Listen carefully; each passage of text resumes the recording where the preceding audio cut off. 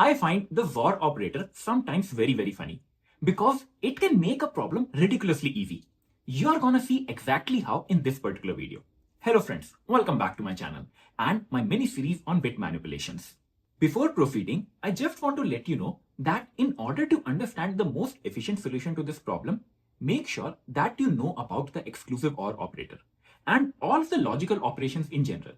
If you're unaware about XOR, OR, and all of these things feel pretty new to you, I will advise you that you stop the video right over here and check out my previous video on the logical operations first. Because that will lay the foundation on which we are going to build up an efficient solution. However, if you feel comfortable with the logical XOR operator, this video is certainly for you and let's get started. First of all, let's make sure that we are understanding the problem statement correctly. This problem is also known as the single number 1 problem on leet code. And there are other variations also, single number 2 and 3, and we will get to that. But before this, let us understand the basic idea over here. You are given a certain array and all of the integers, they are repeated twice except one integer that only appears once. If you check it out, 2 appears twice, 5 appears twice, 3 appears twice, and the only number that appears once, it is 4. And you have to return me this as the answer. And that is it. The problem is fairly simple to understand. But how do you go about solving this? If you want to think about a brute force approach, that could be the most naive solution that you can think of. And certainly it is a good solution. What you can do is, you can start off with a number and then iterate through the array to find out that, okay, do you find any other occurrence? Yes. So this is certainly not the answer. Then you can start off with the second element and try to find its occurrence. You can find it, so this is not the answer. Then you can look up the other number and again iterate through the error. You see that this does not occur. So naturally, this is your answer. Certainly, this solution works, but it will not be the most optimal because you are unnecessarily traversing your entire array again and again. So how do you optimize it? Well, you can start thinking that, okay, I am iterating the array again and again because I do not know if I have encountered this number earlier or not. So naturally, a second solution comes to your mind. What if I take the help of a map that is storing if I have seen this number earlier or not? So what you can do is, you can use some kind of a frequency map, or simply this map is storing, did you see this number or not? So what you can do is, once again, you can start to iterate through your array. You go through the number 2. You see that 2 doesn't exist in your map. So you put it in your map and you set the frequency to 1. Move on to the next number. This is 3. So you see 3 is not present and you set its frequency. Move on to the next number. It is 4. So you add it to your map and set the frequency. Then you see a 5. So add 5 and frequency. Then you see a 3 again and a 5 again and a 2 again. Once you do all of these frequencies will get updated. You have now traversed the entire array. The last step you need to do is just iterate through your entire map once. Check for any number that does not have a frequency of 2. You see that it is the number 4 and then you can return it as your answer. So what did we just do? We reduced our time complexity by a lot. We went from order of n square just to order of n because you're iterating through the entire array only once. But we are also consuming some extra space. So basically, you are taking order of n by 2 space extra. And that is certainly not what we desire. Yes, it might be a viable solution. But if you approach this in an interview, there is a high chance that if this interview is for a better position, then your interview will say, okay, tell me a better solution. How can you even reduce the space complexity that you need? And that is where you need the magic of bitwise operators. In particularly, I am talking about the XOR operator. It is also known as the exclusive OR operator. So what are some basic properties of the XOR operator? Well, there are a lot of properties, but you need to be aware about these two fundamental properties. The first property is that the XOR operator is commutative. It means that A XOR B is same as B XOR A. That means you can swap the numbers and the result will remain the same.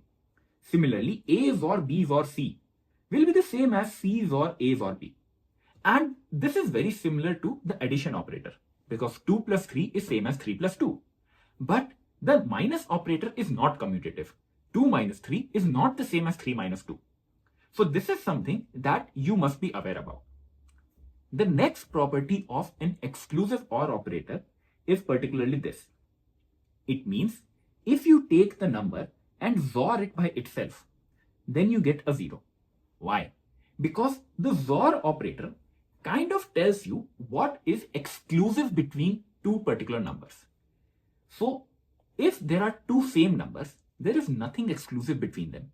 So the result will be 0.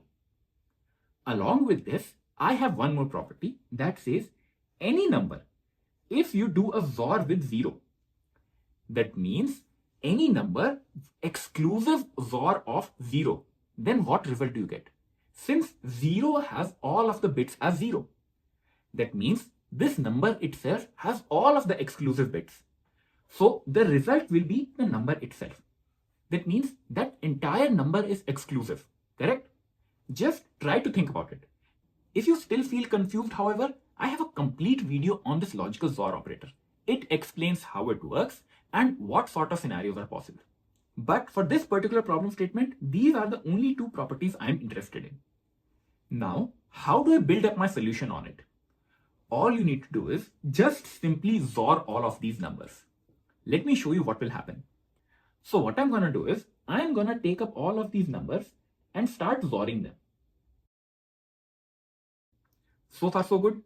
The next thing you need to do is group all of the similar numbers together using my associated property. So I can also write down this as 2 XOR of 2, XOR of 3, then I have 4 available, and then I have 5.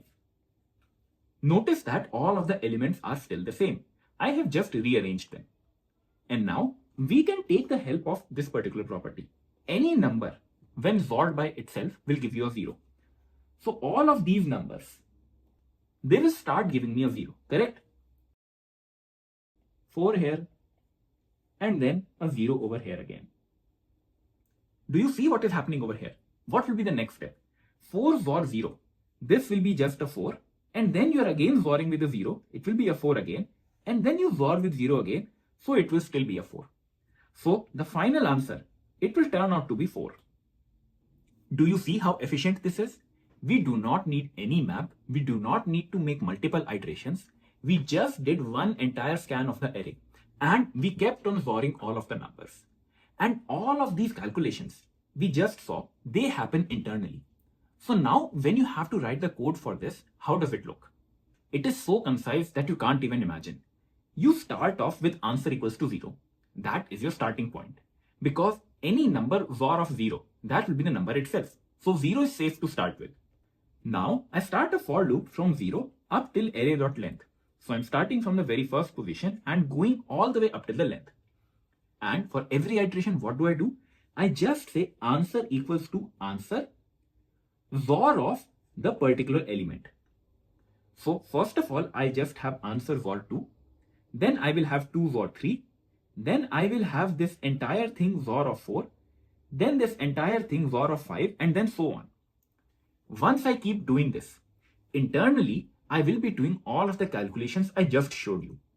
And in the very end, when this loop ends, you will have your complete answer just in this. Just return this and it will be your answer. This will be the unique number in the array. And if you notice, we just did one scan of my entire array. So my time complexity is order of n. And what is the space complexity? I'm not taking any extra space. So this solution works in a constant space. And that's it. It makes my solution super simple. I hope this now makes you realize the power of bitwise operators and how a logical XOR operator can make this problem ridiculously easy. And that is what I promised in the beginning of the video, right? Tell me in the comment section below, what do you think about this method? Do you see the application of the XOR operator in any other problem and which became super simple? Tell me all of those problems and it is gonna become a really nice collection. And I will be also happy to discuss all of that with you.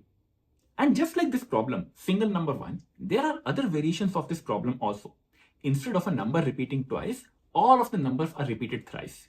What do you do in that case? can you still use this OR operator, or it will be entirely different? We are gonna explore it in my upcoming video, so make sure you're subscribed. But if you are a member, you do get priority reply to your comments and early access to new videos as well. So a huge shout out to all of the members who support my channel. You guys really keep me going. And also remember that now you can schedule a one-to-one session with me and we can discuss about almost anything. Stay tuned for my upcoming video. Until then, see ya.